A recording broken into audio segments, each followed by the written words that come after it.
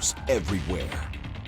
We're out there shouting at their building, and they're pretending as if they can't hear us. 3 Concordia University student organizations are saying enough is enough.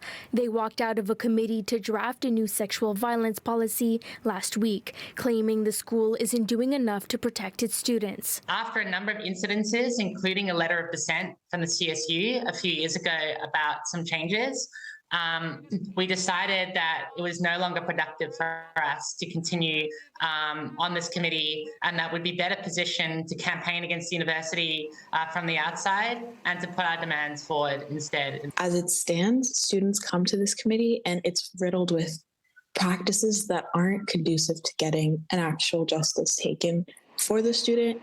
And it also goes in the way of the person that's being accused of sexual harassment. Not having a single policy for both parties to refer to at the beginning is an injustice to all.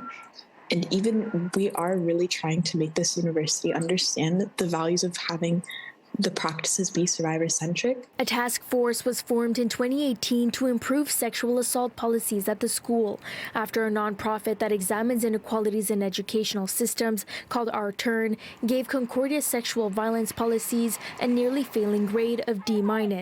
Those who formed part of the committee say not much has changed since then. It's meant to be an independent committee, it's meant to be a collaborative committee, but instead we feel it's been used rather than in a collaborative fashion, in a fashion that is more directed by the university, where students' concerns are not taken very seriously, where student worker concerns are not taken very seriously, and ultimately it feels like a bit of a PR move. You can have a case for sexual harassment and sexual assault and you'd be turned to an academic tribunal, and that there wasn't a distinction between the two. That's just completely preposterous to think that that avenue and the people that sit on that avenue are well equipped to deal with a sexual harassment case. City News reached out to Concordia University on Friday for comment, but did not receive a response by deadline.